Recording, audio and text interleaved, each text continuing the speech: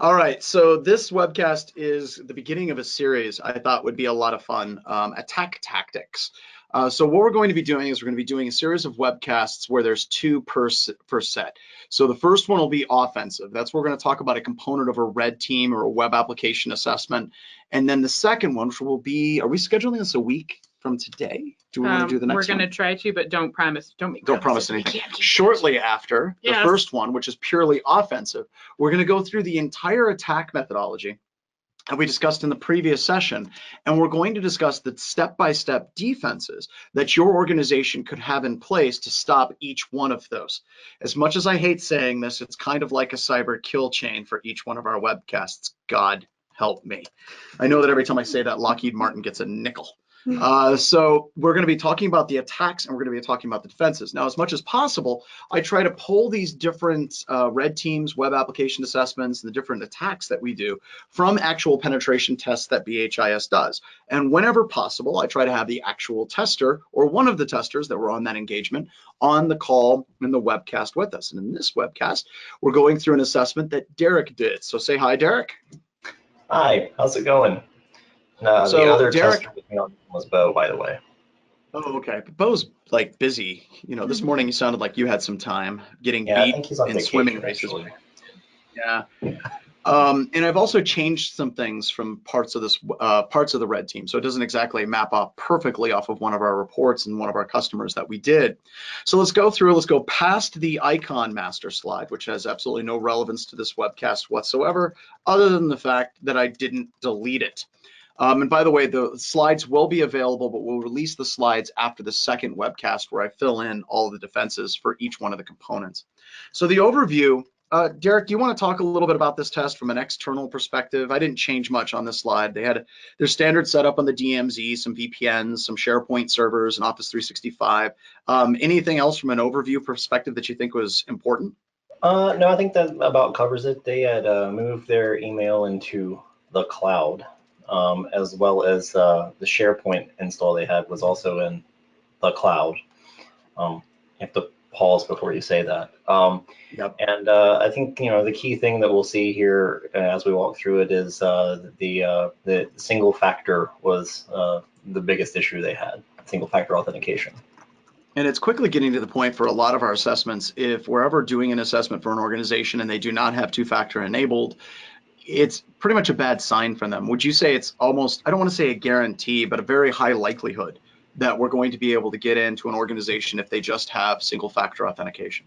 To some degree, yes. I think pretty much if there is anything that's single factored, and then also if it's tied internally to Active Directory, that typically there'll be something there. Yeah. And both of those things are in play in this assessment. But like every single good red team or penetration test that's being done, you're always going to start with Recon-ng. Now, what Recon-ng does, for those of you that are relatively new, you can look it up, just Google Recon-ng, and it'll take you to a repository that is currently maintained by Tim Tomes. Tim Tomes is a former employee of Black Hills Information Security, and currently he does a lot of subcontracting. He still does work with us quite regularly, and we're still maintainers, or we're supporters of Recon-ng and supporting code and also financially supporting the open source project as well.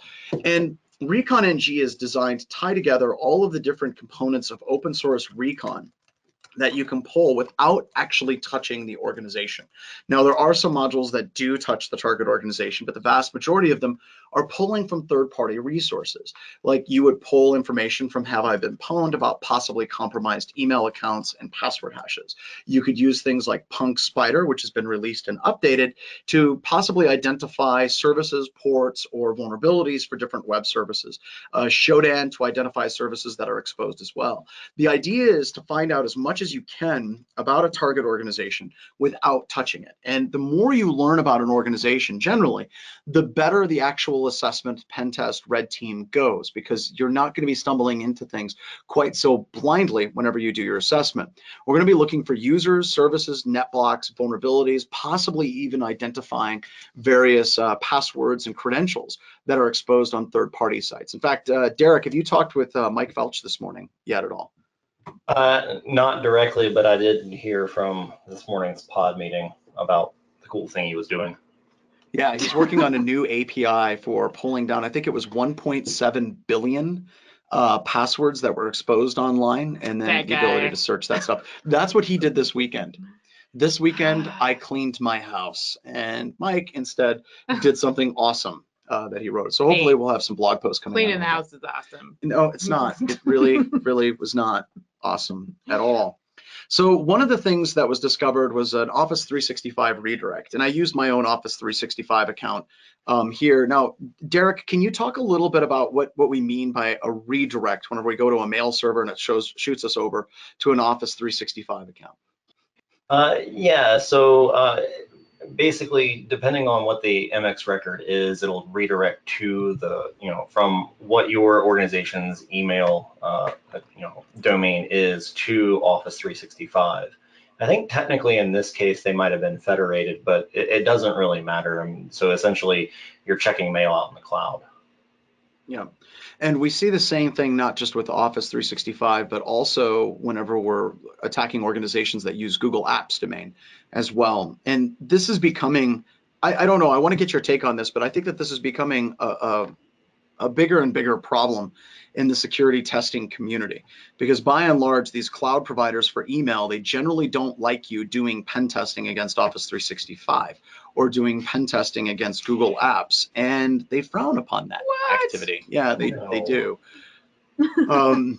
So when we're talking about detection and some of the attacks that we did against this organization, kind of setting it up for what's coming, did Microsoft actually detect any of the attacks that we did against this customer, or was it relatively under the wire? Yeah, for this particular customer, no. However, early on, and we had a customer, when I say early on, I mean, when we started running into customers that were using Office 365 email, there was some level of detection. I don't know enough about the back end to know if that customer had purchased something different or had something different set up.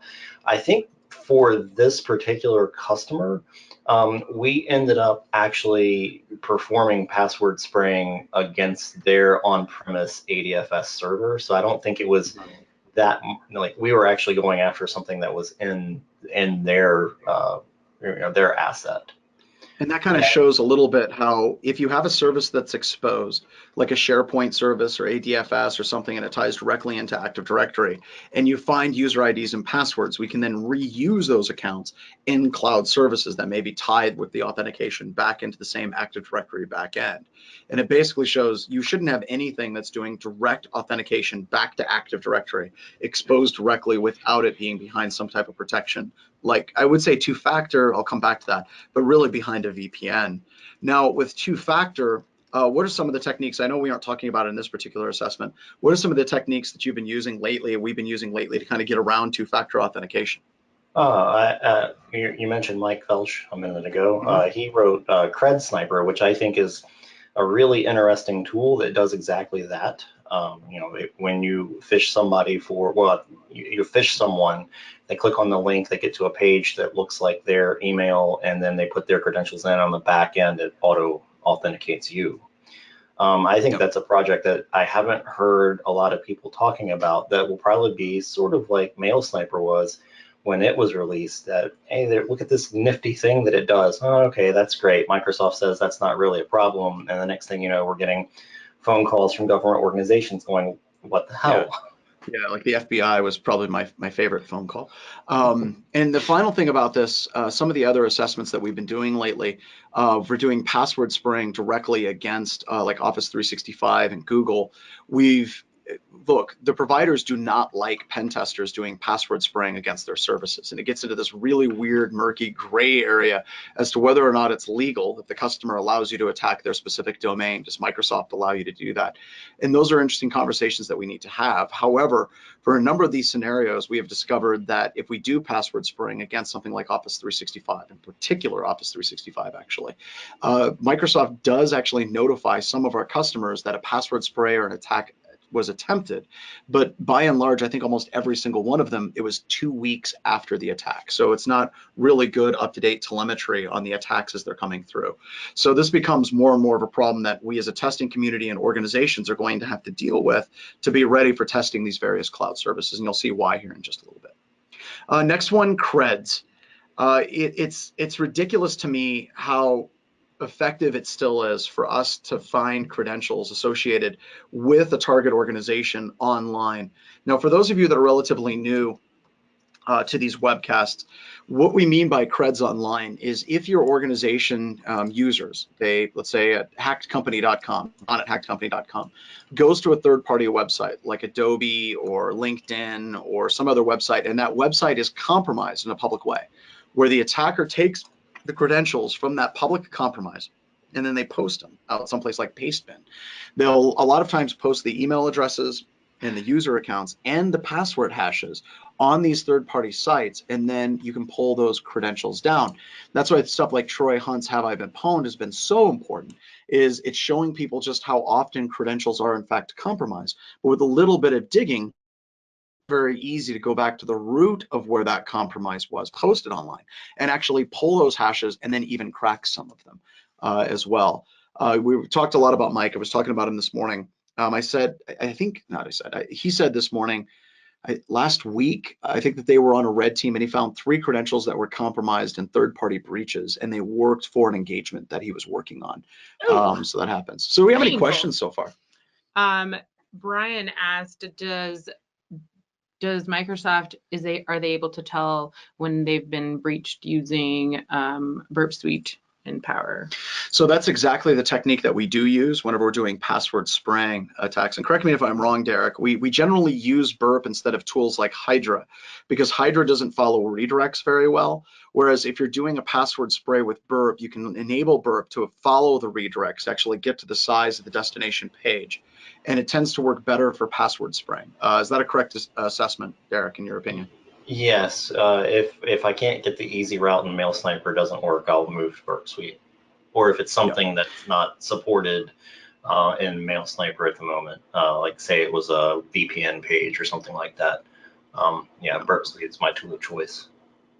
Now, the reasoning behind, from what I've heard, this has not been confirmed, but from what I've heard, especially with Microsoft, whenever you're doing password spraying attacks against 365, they have a proxy in the front of their server, which is a good thing. They should be using application level proxies. But the way the logging works, you have logging in 2 separate locations, on the proxy server and on the Office 365 servers, and correlating those logs together and actually identifying attacks is kind of what the problem that Microsoft has had. Traditionally detecting these attacks more or less in real time. Now, there are CASBs. You can actually get a cloud access security broker that you can put on top of your cloud infrastructure that'll help detect some of these attacks and mitigate these attacks. We'll talk more about that against the webcast next week. We'll discuss that in more detail. Okay. Yes. Gordon had a question. Do you guys find that password hashes are often crackable? You'd figure with good password policies that even if you had the hashes, you wouldn't be able to crack them effectively or efficiently. That's a great point. Derek, I'll throw that over to you just to recap it. He asked if an organization has strong password policies, doesn't it mitigate the likelihood of us cracking passwords on the edge of a network, or not on the edge of a network, from third-party breaches? And I think that there's a lot to that. We have how the password's actually stored. Is it MD5 or is it bcrypt? How are they actually stored? But then the complexity does actually factor. So what are your thoughts, Derek? I think that by and large that, if you have a policy that said, I think 15 is what we currently recommend, it does make cracking an NTLM hash certainly more difficult. But I think, the longer the password, the better. But still to this day, the majority of our customers, we've had repeat customers come back and still have an 8-character password policy because they couldn't win the fight. Yeah. Security did not win the fight against operations. And so, it's just, we don't see a lot of places still having long password policies. We do have a couple of customers that do, and it does actually make it a lot more difficult. However, yes. Here's where this gets interesting, and we really should have Kent, Jordan, and Derek on to talk about password cracking. Whenever you're cracking passwords with something like Hashcat, let's say an organization has implemented a 15-character password policy. Whenever you're running with Hashcat, you can actually run it with a rule set that does combinations of the password. So if you have a password list, let's say that's apple, dog, and cat, it'll try apple, dog, and cat, but then it'll do apple, dog, apple, cat, cat, dog, cat, apple. It'll concatenate those different words together. And what you come up with is somebody could have a password of company name, password, 1, 2, 3, 4.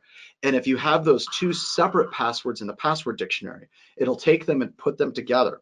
So yes, longer passwords do make a difference, but we still come up with ways to actually crack those passwords using various dictionary shenanigan style attacks, using tools like Hashcat. So it reduces the amount of passwords that are cracked, but it doesn't completely mitigate them.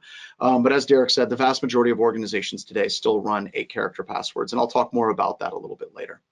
So some additional recon findings: credentials, Office 365, support portals, proxies, Citrix servers, database servers exposed directly to the internet.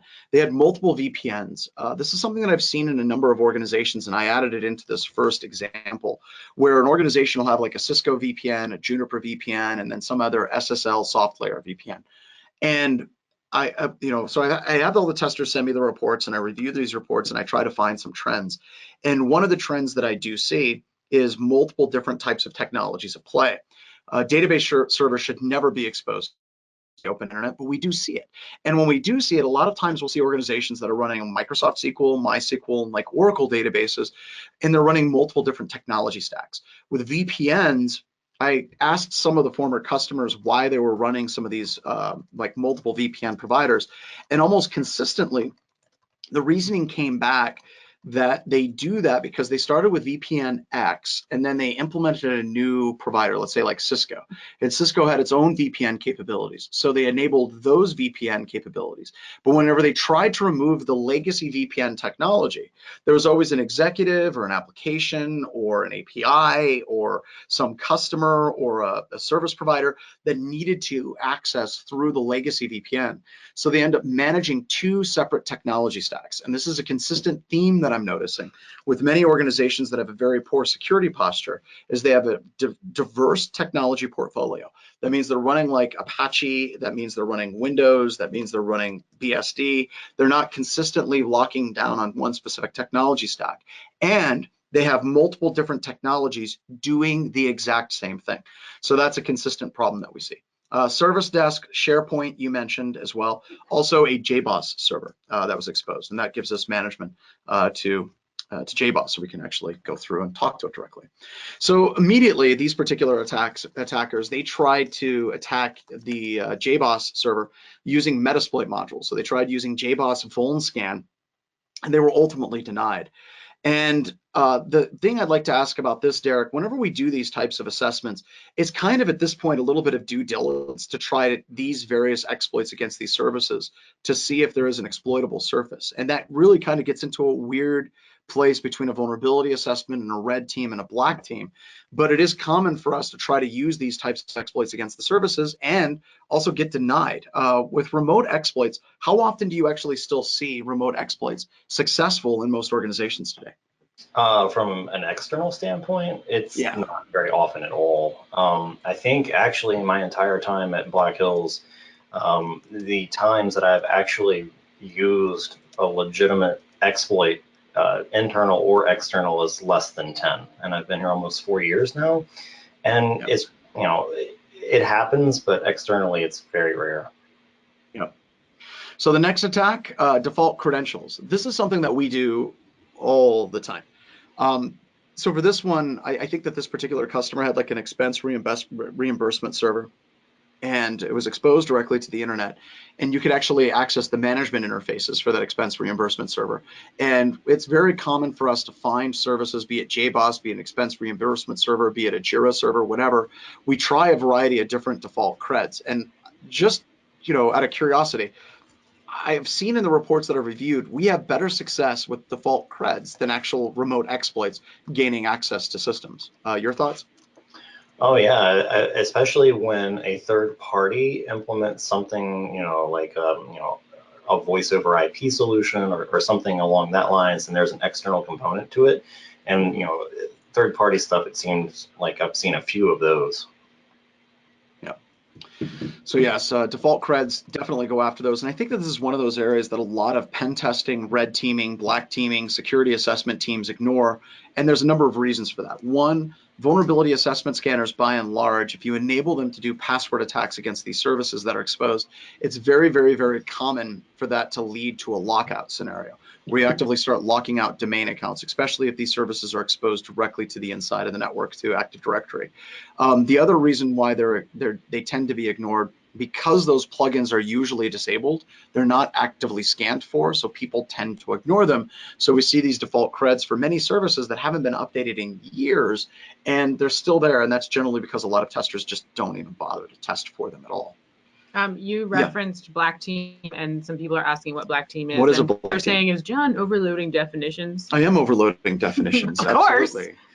So let's go through the different teamings that we have. And it's funny because I have a slide at the end of this that I talk about all the different teams, but let's talk about it now. So a red team is where you're doing adversary simulation. And if we're going down the full technical definition of what a red team is, a red team will be technical, like external, trying to do attacks like we're talking about in this webcast, but it may also include physical penetration testing, electronic, trying to attack Zigbee, Bluetooth, wireless protocols as well. It may have a physical component, and possibly social engineering. Basically any means possible, try to get in. One of the issues with a red team, though, is it's very much bound with a specific time frame. So a red team will happen within a 2-week period or a month period. And it's difficult with many customers because it's hard for a human being to know something like a red team is coming down the pipe on this specific date and time frame and continue your security posture as business as usual. Now, some customers do that. Like the CIO will hire us to do a red team, and they won't tell anybody else. However, it's also very common for CIOs, CTOs, managers, when they know that it's happening, to basically get all of their security team and their network operations center together and say, all right, everybody, we got Black Hills Information Security coming in, and we know that they're coming in these weeks. We need everyone to be ready. We absolutely positively need to be set up, and no vacation. We got double shifts. And that's kind of harsh because it doesn't adequately represent the security posture for the organization at all. So a black team takes care of that. What a black team does, it says within the next 6 months, we're going to attack your organization. However, we're not going to notify you. You're not going to know when we're going to come. And you may not even know where we're actually coming from. So it changes that entire methodology. So it's no longer trying to work everything in a 2-week period. It's now spread out. And to be honest, black teaming tends to incorporate a lot more failure, a lot more low and slow kind of password attempts, spear phishing attempts where you maybe try to attack 10 or 15 users and then wait a few weeks and then try 10 or 15 more users a little bit later. So it's basically a difference in time scale. And a purple team, once again, having way too many terms, is a collaborative penetration test where the blue team, the defenders, are seeing exactly what's being done and then working collaboratively with the red team to develop better detects to identify the attacks that are happening more collaboratively. So does that answer the question? Right. They didn't reply, but yes, Let's I think move on. it did. Next attempt, password spraying. And this is ridiculous. This is something that password spraying gets us into more organizations than just about anything. In particular, season and year. If you look at BHIS shirts, I'm not wearing one. I'm wearing a competitor's. I'm wearing a competitor shirt today that I got from a booth. But it's very, very common for us. Yeah, we support all of our brothers and sisters in the pen testing community. It's very, very consistent that we have a password, like right now it would be spring 2018. That would be a password that would be used.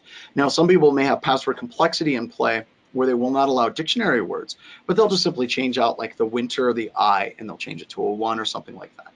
And in this particular example, gained access to a Mr. Smith account. I actually think that was the account, Derek. I think it was literally a Smith account.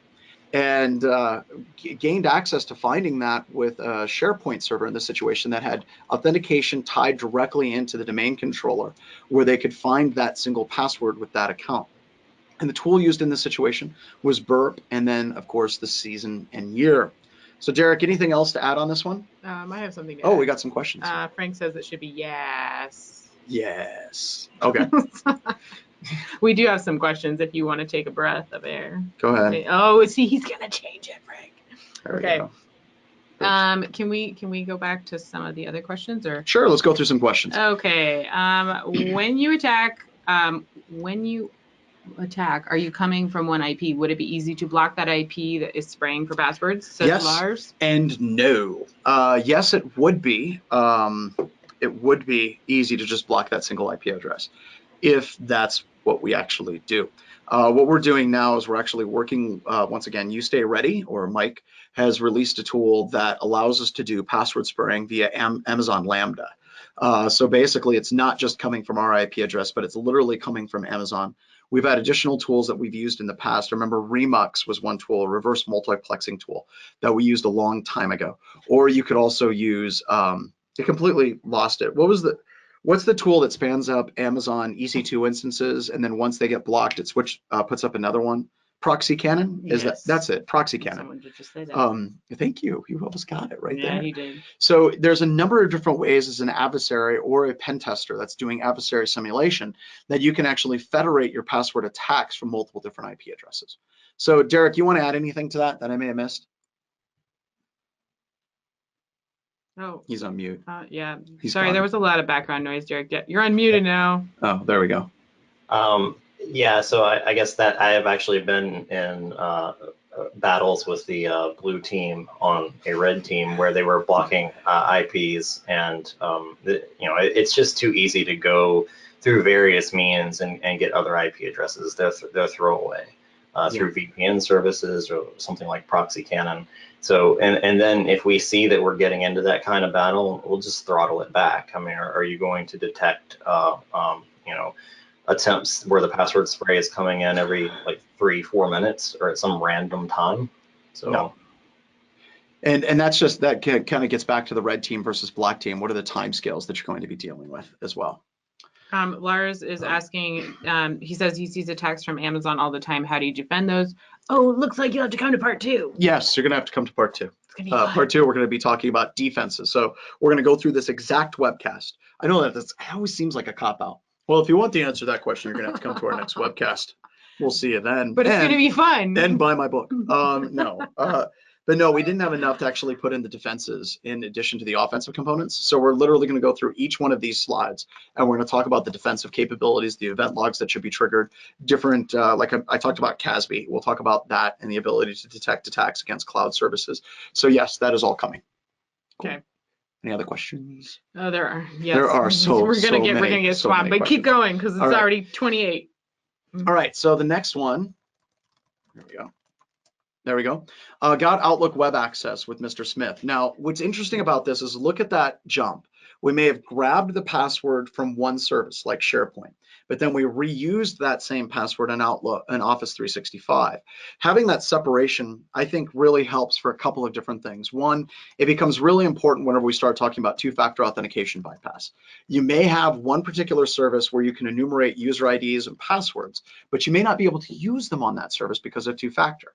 You would have to back up, find another service like Outlook or Exchange Web Services or Office 365, where that is not enabled. The two-factor authentication is not enabled, where you harvest the credentials someplace and then use them someplace else.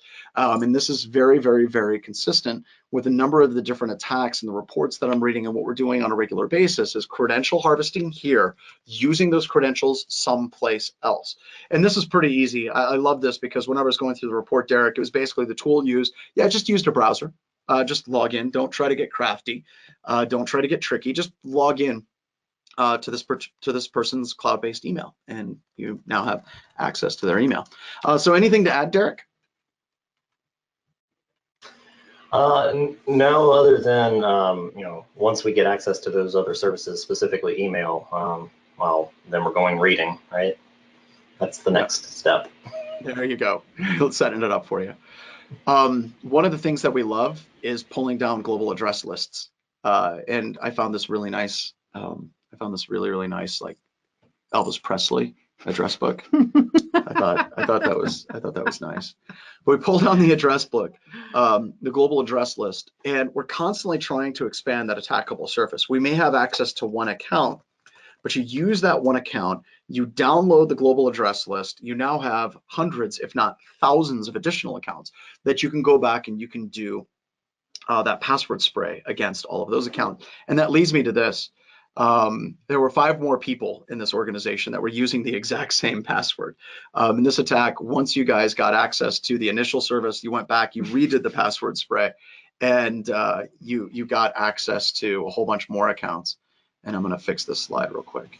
Yeah, I think all said and done, it was a large organization. I think we ended up having, through various different passwords that were all really crappy passwords, some 200 and some odd accounts, which is a lot of reading email. Yeah, that's a ton of reading of emails. It's really weird. You feel kind of snoopy, like you're stalking someone. Because like whenever you're pen testing, you gain access. It's just a shell.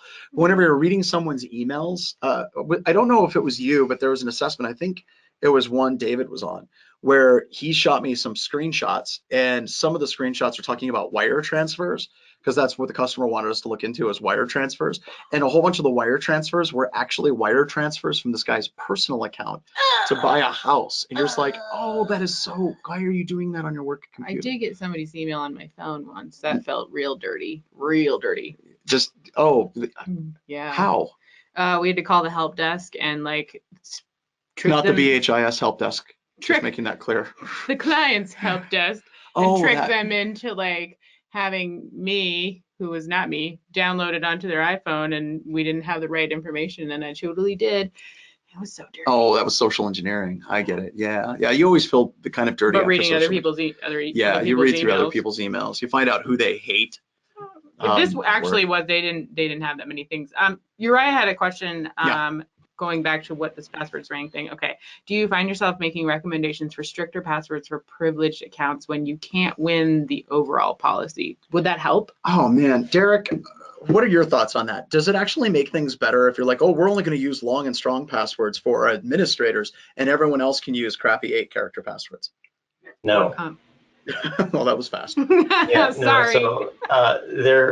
So it seems like a good idea. The problem is if you have, let's say a tenth of your organization is IT and they're all using great passwords, but then you're in a situation where these non-IT folks, for some reason or another, are an administrator on different machines. Then I can still gain some level of administrative access. And if you haven't moved to Windows 10, I can then dump out that long, complex password where an administrator is logged in, and doesn't really make that big of a difference. And I think that kind of gets back to kind of a key theme. If you know, like the entirety of your environment, you're like, oh, these are the only accounts we need to be worried about, then it would make sense. But the fact is that these organizations are so incredibly complicated, it's almost impossible to identify all the different paths to domain administrator. And further, I think you were on a test 2 weeks ago, maybe it was longer ago, where you didn't get domain administrator, but you were still able to find highly sensitive documentation from the accounts that you actually gained access to. And I think that goes to show it's not an issue of always trying to get domain admin. It's many times an issue of what are the sensitive data and what kind of sensitive things can you do to that organization as well. Yeah, we were just on a couple of weeks ago, had a client where we didn't get domain admin and they thought it was great, but we had 2 accounts, one that was an administrator across all workstations and another was an administrator across all servers. So what did it matter? I could still go pretty much be admin anywhere besides the domain controllers. Yeah, and that was a weird edge case. I think you had to explain it to me with crayons, how it wasn't that we were getting domain administrator, but it was a weird edge case. All right, so let's move on. Looking for VPN instructions. This is something that I thought was great, and this one's pulled right out of that report. With tools like Mailsniper, or just simply SharePoint access or going through emails and trying to identify how do normal users access the environment. And I loved how there was like literally a part where you're searching for how to gain access to the VPN. And it's like, literally, here's a document, step-by-step instructions, download this executable. By the way, here's the search for accessing the VPN. It was basically like it was completely laid out for you. Yeah, it sounded easy, but it took like 2 days to get to that point. But it read really easy. But that is something, I don't know. It's easy to find user IDs and passwords, but I think that getting those certs, that is a lot more difficult to actually get those certificates. And whenever we're like running things like Mailsniper, it seems like, once again, Mailsniper is so useful for this, to be able to search for things like creds, to be able to search for things like password. So it's not just an issue of just trying to, once again, gain access to a system, but it's how can you actually gain access to that organization and use the built-in different protocols and services that are available. So far, I'd like to point out, at this point, no malware has been implanted on the organization. And that's going to be a theme that I'll start talking about from here on out. It's not always about exploit, spearfish, gain access, drop drop malware on the system, get C2, and then pillage. If you can do that, great, that's awesome. But if you can get access to the environment through the VPN, if you can get access to the environment using RDP or remote desktop protocol or Citrix or any of those other services, that's even better, because the amount of detects that organization is going to have for you coming into that organization are going to be a lot lower. I just basically pulled down Mailsniper. One of the things I didn't do, and I'm trying not to do in any of these presentations, is trying not to use any screenshots from the actual reports. So I'll go and pull down screenshots from our blog and put those in. And this is an example of Mailsniper. You can see where it's invoked here. We import the module Mailsniper, and then you can basically do a search, invoke self-search mailbox, and we got Vladi and nanobotninjas.com. And you're doing a search for specific terms, password, creds, credentials, and you could add in more terms, right? Like you could do a search for VPN, you could do a search for certificates, you could do those types of searches, and it'll pull back all of the emails that have those specific phrases or words in them. And then that allows you to kind of reduce or boil the ocean down to specifically the emails that are interesting to you as the tester or an attacker can use to basically further leverage their access deeper into the organization. So Derek, anything to add here?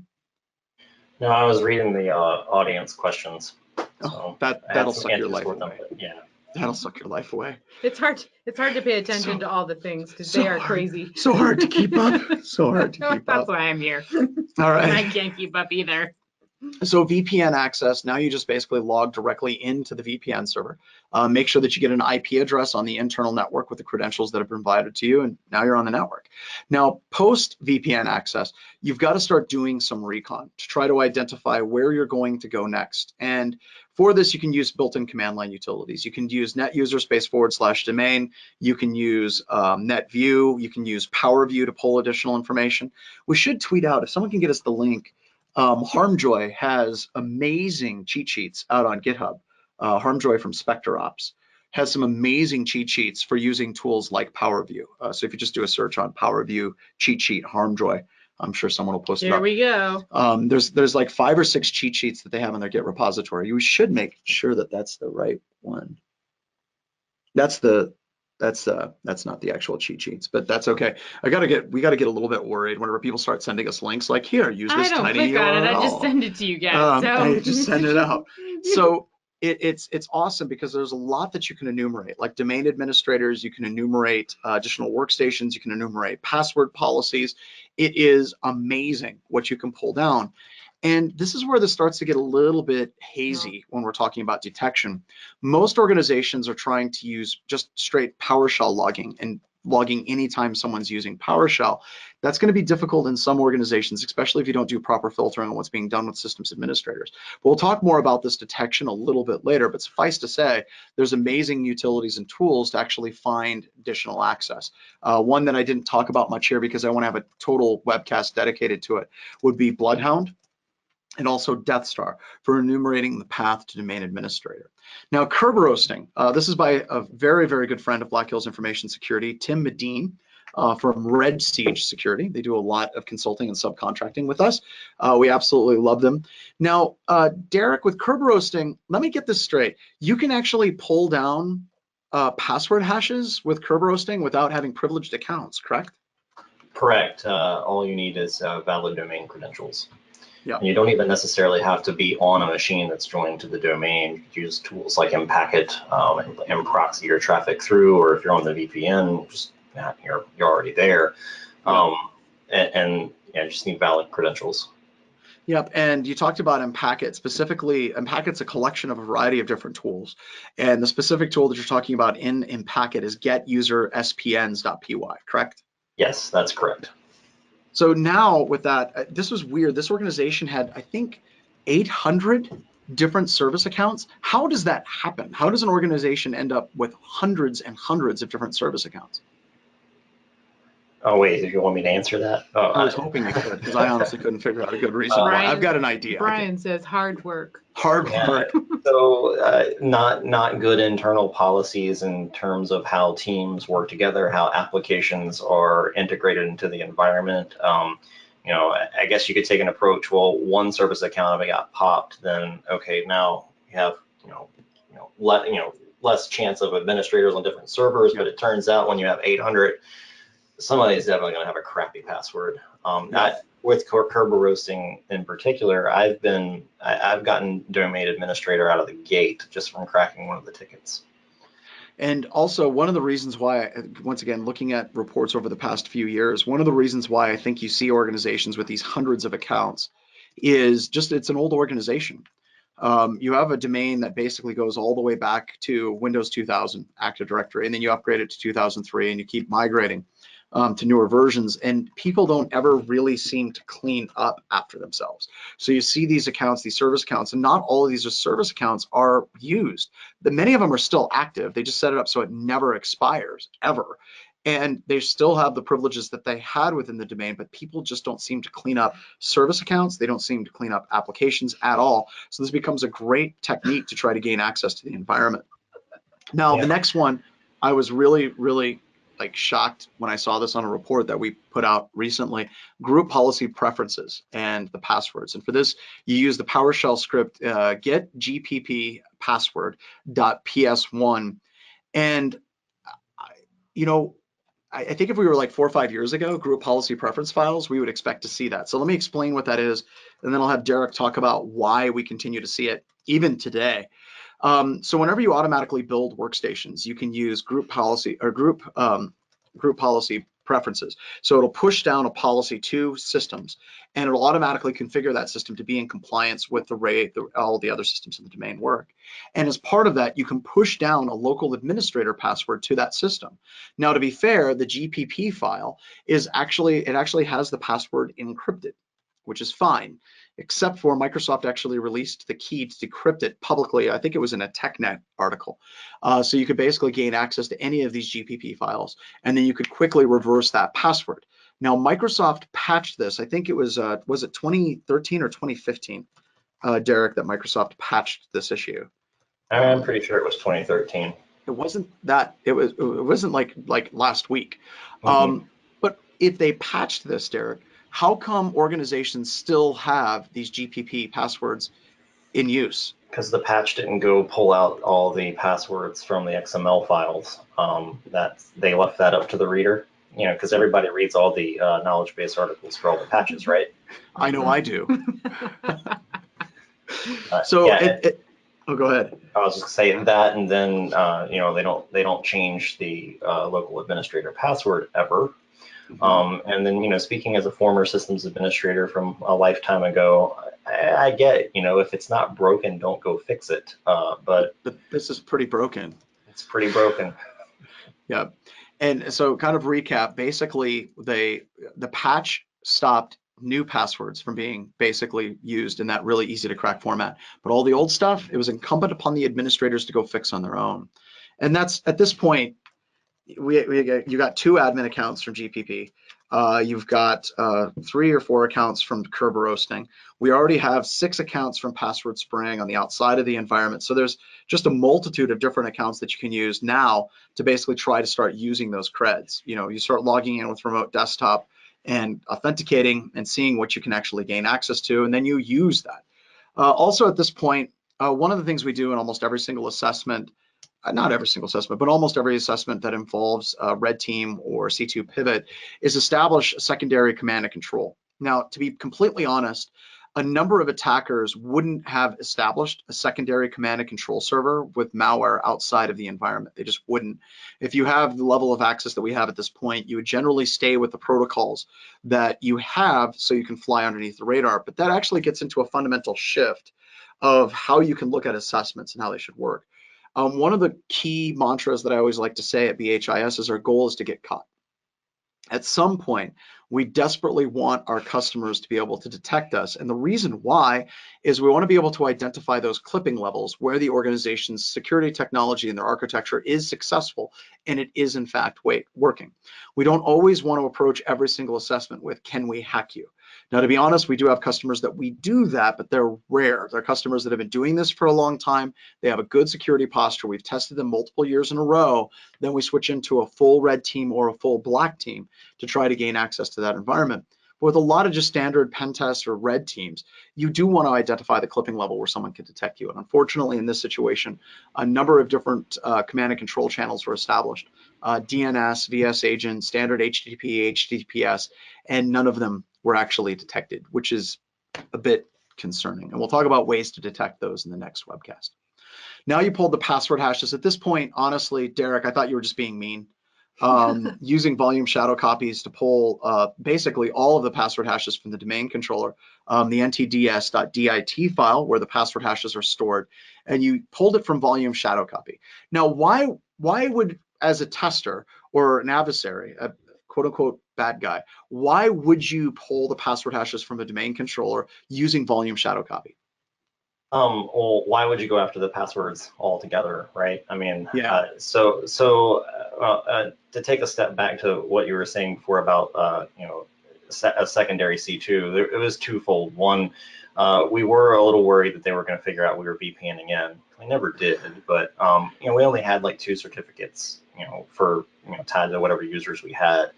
And so we're a little worried about that, but we're also like on week 3 of the engagement at this point, and we wanted to at least give the blue team, a chance, right? But then why would you go after passwords? Well, this is a red team. We had an objective. Like, we weren't just going to go in and say, oh, look, we hacked you, haha.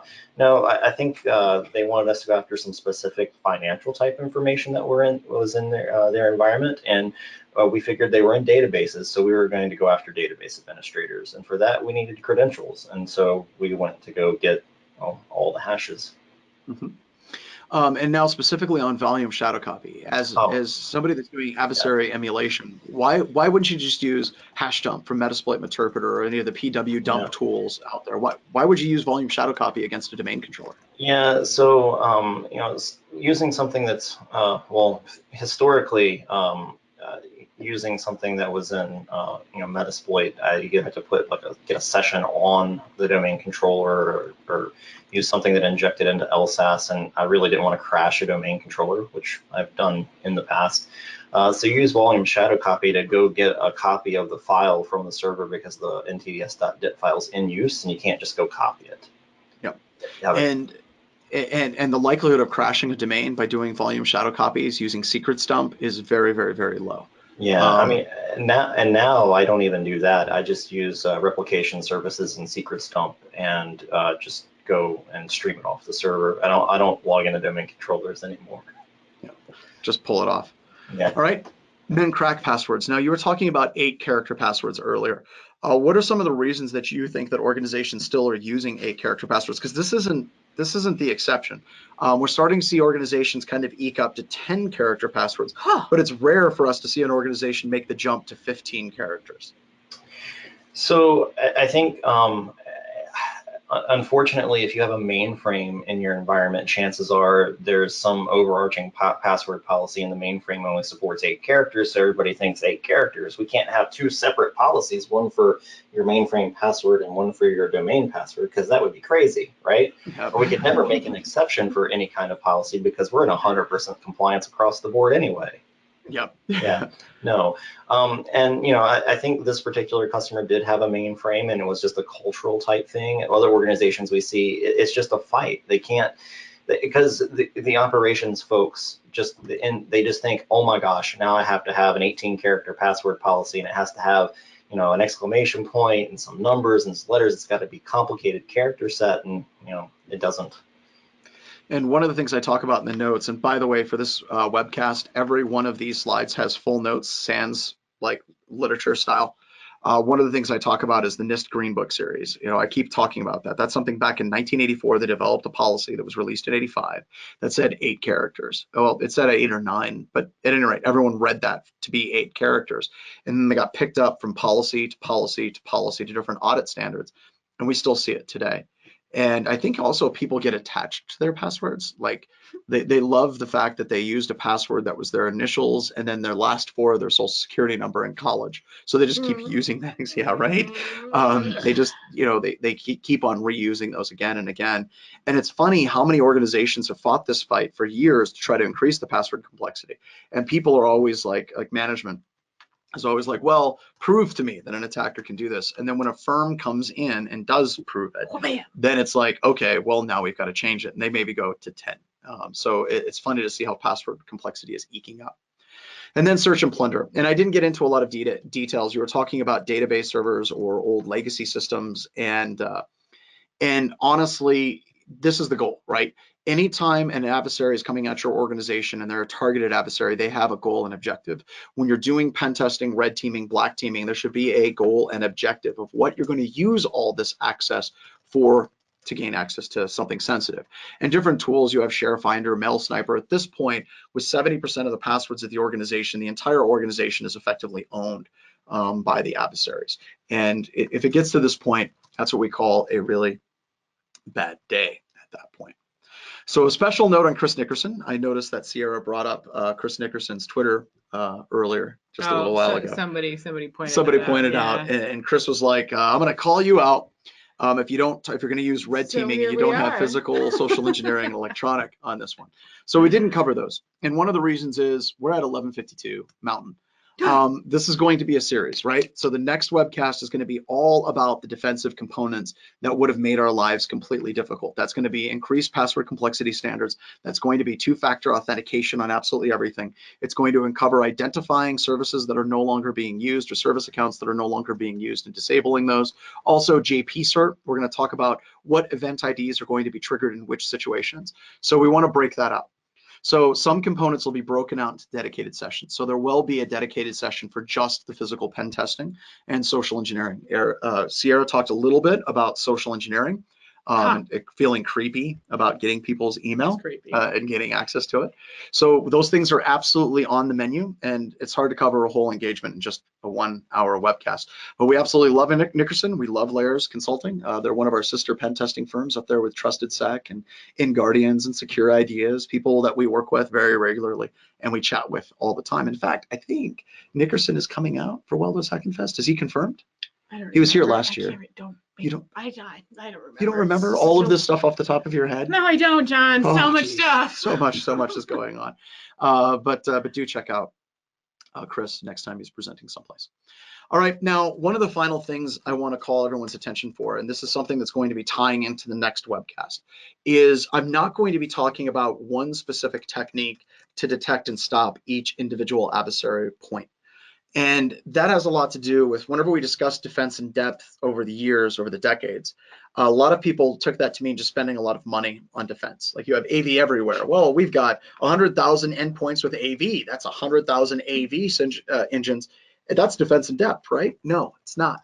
So we're going to be talking about for each component, how can we overlap multiple views? So if we dropped an agent like VS agent, an implant on this organization, we should be able to detect those by I mean blue teamers, should be able to detect those with endpoint antivirus, user behavioral analytics. We'll talk about JP cert and logon tracer, net flow analysis, SIM, specific event IDs that you can focus in on, and of course, endpoint firewalls. So having multiple different components for each one of our different attack steps or attack tactics, how you can actually detect, respond, and stop these different components of what was being used. So that's what's coming up next weekish, maybe the next webcast. So be on the lookout for a invite coming out for the next webcast. That's going to dissect this. We're not going to spend as much time talking about the attack. We're going to spend a lot more time talking about the defenses and detections associated with it. It'll be fun. Pen testing, what we do, Black Hills Information Security, go through this quick. Pen testing, web app assessment, mobile apps, red, black, purple hunt teams, mergers and acquisitions assessments, webcasts, and of course, I think we do security memes better than just about anybody out there. I think that's one of our core competencies. Absolutely, I think we rock at that. Gift tweets. Also want to say thanks for those of you that are new to this webcast. My name is John Strand. We've got Derek on as well. We've got Sierra behind the camera as Brianna. And I'm associated with Security Weekly, IANS, Active Countermeasures, the SANS Institute, Black Hills Information Security, and I literally look like a NASCAR driver with all the patches and all the things that are going on. So here we are. Do we have any final questions before we wrap this up? We had so many questions. I'm sorry I didn't get all of them. I tried to hit the ones that that's kind of fit in as I could like keep up from drowning. But we do want to tell our t-shirt winner, Pierre Johns Van Rensburg, if you're here, let me know. Otherwise, I'm going to go to the next one. So put in your respond to me in the I think questions. Oh, He's here. Hello, Pierre Jens Van Rensburg. Send me an email, sierra@bhis.co, if we didn't get to your question. And also send me an email, Pierre, with your address and your size, and we'll send you a t-shirt. And if it's not you, come back again, and you could win a t-shirt or other cool stuff. I'm sorry, Thomas, but thank you for everyone that was on first time. Thank you for everyone that was on multiple times. If you have a BHIS webcast punch card, punch it again. We'll see you on the next one. Thank you, everybody. Take care. Bye. See you, Derek.